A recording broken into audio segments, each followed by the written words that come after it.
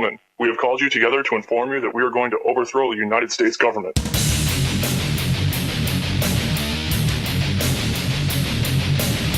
Do you still think that jet fuel brought down the World Trade Center? Does anybody else see a problem here? If the government has nothing to hide, why are they so afraid to answer a few questions? This story does not add up. Campaigned against Obamacare and really meant it. Remember that we've got the GOP establishment that, as Elizabeth Warren said, we have tried a Republican plan. She pointed out that Obamacare was really Romney care. That's absolutely right. She's from Massachusetts. She knows that what we had with Romney care, that was supported also by Ted Kennedy, that was a Republican establishment plan. And so they gave us a choice in 2012. You know, we could pick Romney or we could pick Obama, but we were going to get that health care plan that was designed to fail. And she knows that the next step is single payer. And so I want to talk about this situation that now Donald Trump, again, brought to everybody's attention. The Pope came out and said something that was basically non-committal, you know, saying, oh, I really feel your pain, but he's not going to say what should be done. But Trump says, hey, if I can help, let me know. Because this is a child, Charlie Gard, who last week got word that all of his appeals for health care were going to be shut down by the compassionate single-payer health system of the UK, the National Health System. They were not going to allow him to transfer to the United States for an experimental treatment. Now, that wasn't going to be allowed. They had a GoFundMe campaign, and it was a long shot, but it was their only shot. And they said, no, you're not going to be allowed to take that. Then they came back and they appealed that through the British courts, and they repealed it to the European Commission or whatever, some European court. All of these courts are nothing but death panels, folks. That's what we said from the very beginning, wasn't it? When the government controls your health care, and that's what single payer is, that means that the government is going to control everything about your health care. If doctors want to donate their services, not going to be allowed. If hospitals want to donate their services, not going to be allowed. If the public wants to get together in a GoFundMe campaign, not going to be allowed. So you have to understand that in the real world, everything is rationed, and that includes health care. It's going to be rationed one way or the other. The question is, who's going to make these decisions? And as long as you've got a free market, you can always have people come together and make an exception to the rule, come together to help an individual like this. But if you have single-payer health care, you're going to have a heartless bureaucracy that is going to dictate the terms of your health care, dictate the terms of everyone's health care. And they're not going to allow any exceptions at all. I want to play you what the parents had to say after they learned that their child had been given a death sentence. So they looked at it and they said, well, we've got three choices. And one of those choices that we would like to do is to bring the child home. And I want you to hear what they say, the government, the compassionate government, the single-payer system told them. Here's that clip. And we had three options. One option was to let Charlie go in the hospital. The other option was to let Charlie go to a hospice. And the third option was to let Charlie go home to die. So we chose to take Charlie home to die. And we have said this for months, that is what we want. That is our last wish, if it went this way, the way it's gone. And we've promised our little boy every single day that we will take him home. Because that is a promise we thought we could keep. We want to give him a bath at home. We want to sit on the sofa with him. We want to sleep in the bed with him. We want to put him in a cot he's never slept in. But we're now being denied that. You know, we had a meeting yesterday where we were told we were going to discuss our options. And, you know, we said we'd like to take him home. If that's not possible, can we take him to a hospice? They said no to both. He has to die in that hospital tomorrow. They said they couldn't get transport to take us home, so we've offered to pay for that privately with a private team, and they said that that's not an option. You hear that? You know, I'm not sure let's stop it at that point. So here they are. They've been told by the courts, by the single-payer government system, no, we're not going to allow you to have your child travel to get experimental treatment in the United States, even if you pay for it with the GoFundMe thing. No, your child is going to be killed. Your child is going to be killed. That was last Tuesday. We're going to take your child off of life support and kill him on Friday. And they said, well, can we, instead of letting him die in the hospital, can we take him home? We would like to spend some time with him. We've been talking to him about this. And they said, no, you can't do that. We don't have any money for it. We'll pay for it. No, that's not an option. You can't pay for it. See, single payer. No exceptions to this bureaucratic rule. Remember what George Washington said? This is something we should think about on this 4th of July. He said, government is not reason. It is not eloquence. It is not compassion. It is force. It is force. And what we're talking about here is a healthcare that is operated by force, not by eloquence or reason or compassion, but by force. And like fire, it is a fearful servant and a dreadful master. I will not be mastered by a government healthcare system, and you better not let this happen either. The only way we're going to stop this, one of us can't stand up against this. We're going to have to stand up against this collectively and say, the hell, you're not going to take away my health care. You're not going to do this to my children. You're not going to do it to my grandchildren. And I want to read you what the Washington Post said this last weekend. A British couple have been given more time with their terminally ill son. Isn't that nice? They gave them a bit of a reprieve. Still not going to let them go home.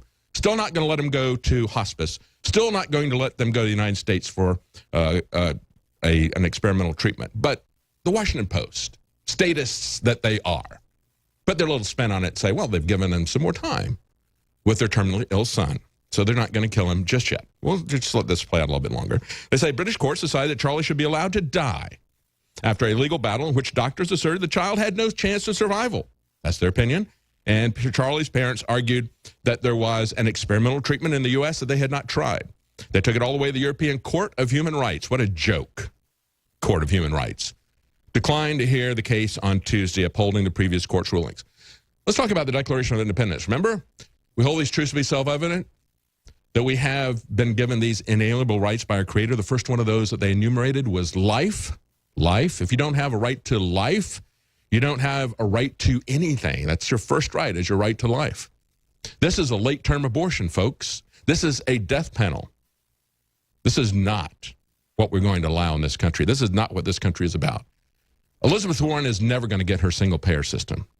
We will fight this to the very end. We will fight this as vehemently as we would fight gun confiscation, and for the same reasons. We have to understand these rights come from God, and we have to understand that we have the liberty to make these kinds of choices, that our parents have the right to make these kind of choices about their children. And as I said in the video, the parent said he'd fight to the very end, but we're not allowed to fight for him anymore. We can't even take our own son home to die. And that is the saddest thing, what you just heard them say. The parents offered, as I said, to pay for this, but they were told it was not an option because it's single payer. And we're going to tell you what you can and cannot do.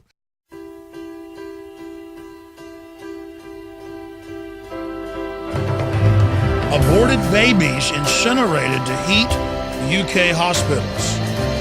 Soylent Green, ladies and gentlemen, is made out of people. But now children are literally being passed through the furnace in order to fuel hospitals in the UK. They're being sacrificed on the altar of efficiency and prosperity. What is the secret of Soylent Green? The powdered flesh from dead babies. Some people believe they can cure disease. Because of its enormous popularity, Soylent Green is in short supply. Remember, Tuesday is Soylent Green Day. The supply of Soylent Green has been exhausted. You must evacuate the area. Today is Tuesday! The federal court ruled that the shareholders of PepsiCo, big Bilderberg Group company, are not allowed to know what they're using the baby parts for in the flavoring, but we already know. So enjoy the flavor. We're going to get the real solution, which is going to be a combination of death panels and sales taxes. I'm consistently pro-death. I'm for assisted suicide. I'm for regular suicide. I'm for whatever gets the freeway moving. Is spending $1 million on that last 3 months of life for that patient, would it be better not to lay off those 10 teachers and to make that trade up in medical costs? But that's called the death panel. And you're not supposed to have that discussion. They told me to say that they were sorry, but that you had become unreliable.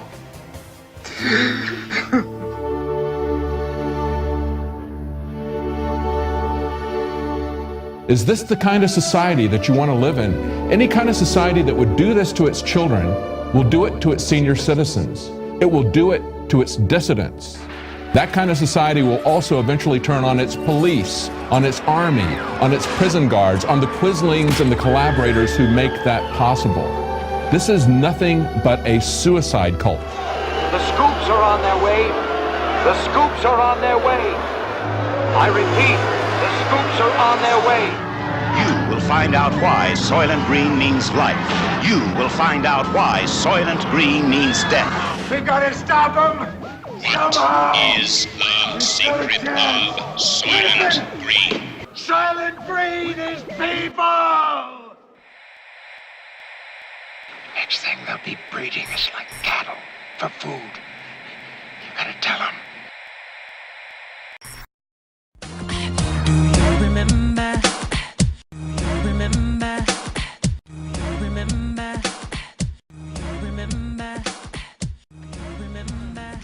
December 2005. Do you remember there was a debate in Chicago between John Yoo and the Notre Dame professor Doug Kessel? If you remember this, it's because you heard this famous audio from that.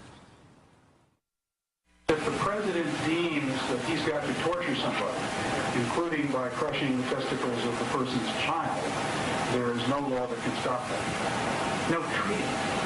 And then also no law by Congress. That's what you wrote in the August 2002 memo. I think it depends on why the president thinks he needs to do that. Depends, he said. Doing that to someone's child might be totally kosher. Depends on the motivation of the President of the United States in wanting to do it. That is the lawyer the Bush administration called on to write legal opinions that said it wasn't illegal to torture anymore. In the Justice Department report on what John Yoo did, he's also quoted as saying this under questioning. Question: what about ordering a village of residents, of resistance to be massacred? Is that a power that the president could legally? Answer from John Yoo: yeah, although let me say this. So certainly that would fall within the commander-in-chief's power over tactical decisions. Question: to order a village of civilians to be exterminated? Answer from John Yoo: sure, why not? Law schma, I'm John Yoo, and whatever you want me to okay, I'll okay. Massacring villages full of civilians? Crushing the testicles of a child in front of his parents to get the parents to talk? Yeah, that's America. John Yoo and Jay Bybee, who was John Yoo's boss and is now a federal judge, are basically home free now. This Justice Department report says they shouldn't be disbarred or have any other action taken against them for writing and signing off on these declarations that torture was legal. Meanwhile, today, what federal officials call one of the most serious terrorism threats to the United States since 9/11 ended with a guilty plea in a civilian court of a sworn terrorist who was arrested as a criminal, read his rights, given access to a lawyer, and who cooperated with authorities while he was questioned legally without being tortured.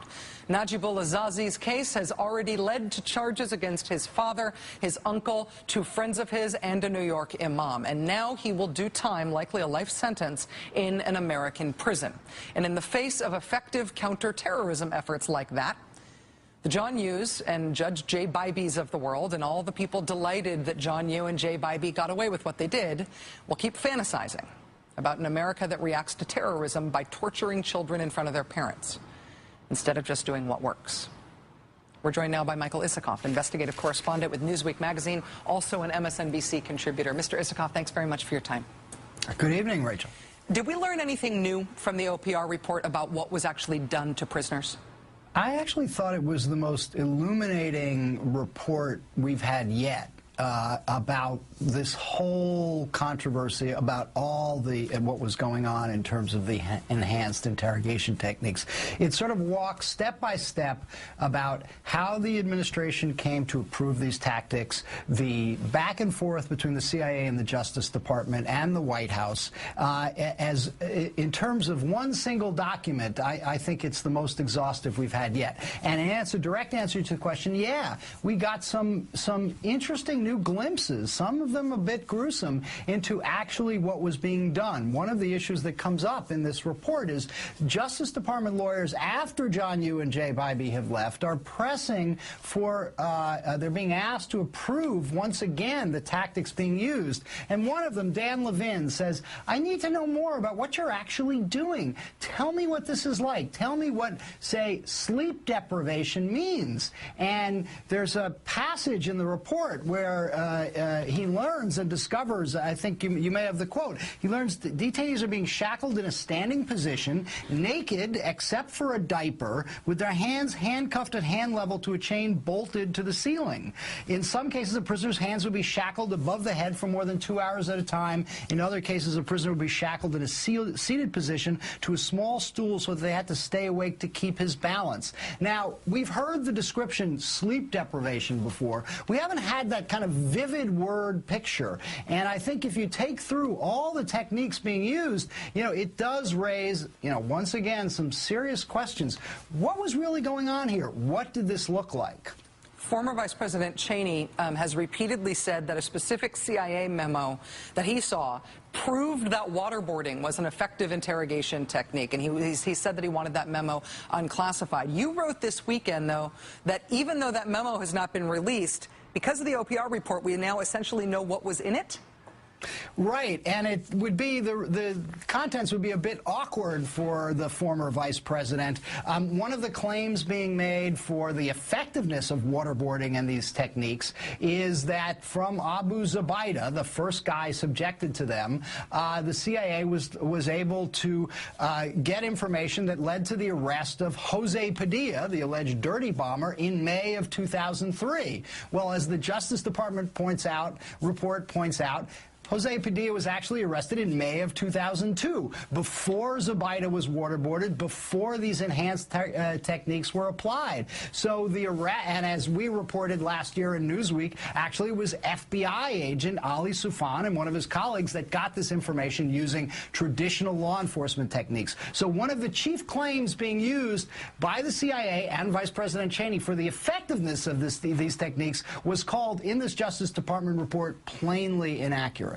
Unless they have some sort of magical time travel technique that we haven't learned about either. Newsweek's Michael Isikoff, thank you for your reporting. Thank you for reading between the lines in the way that you did in order to get this reporting done this week, and it's really helpful. Thanks for your time. Gentlemen, we have called you together to inform you that we are going to overthrow the United States government.